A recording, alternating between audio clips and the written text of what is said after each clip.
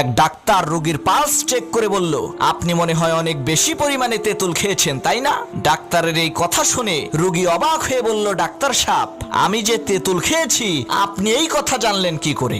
ডাক্তারের সাথে এক চামচা থাকতো ডাক্তারের ব্যাগ নেওয়ার জন্য। সে রোগীর বাসা থেকে ফেরার পথে ডাক্তারকে জিজ্ঞেস করলো, স্যার, রোগী তেঁতুল খেয়েছে এই কথা আপনি জানলেন কি করে? তখন ডাক্তার বলল, আরে বোকা, আমি দেখলাম রোগীর খাটের নিচে অনেকগুলো তেঁতুলের খোসা পড়ে আছে, তাই অনুমান করে বলেছি সত্য হয়ে গেছে। ডাক্তারের কথা শুনে তার চামচা বলল, হায় রে আমার কপাল, ডাক্তারি করা বুঝি এত সোজা? তা তো আমি আগে জানতাম না। কয়েকদিন পর ডাক্তারের অনুপস্থিতিতে সেই চামচা চলে গেল এক হাঁপানি রোগীর বাড়িতে চিকিৎসা করার জন্য। সে দেখলো রোগীর খাটের নিচে ছেঁড়া জুতা পড়ে আছে। সে রোগীর হাতের পালস চেক করে বলল, আপনি বোধহয় অনেক বেশি পরিমাণে ছেঁড়া জুতা খেয়েছেন, তাই না? চামচার এই কথা শুনে রোগীর আত্মীয় স্বজনেরা সেই চামচাকে দিল এক থাপ্পড়।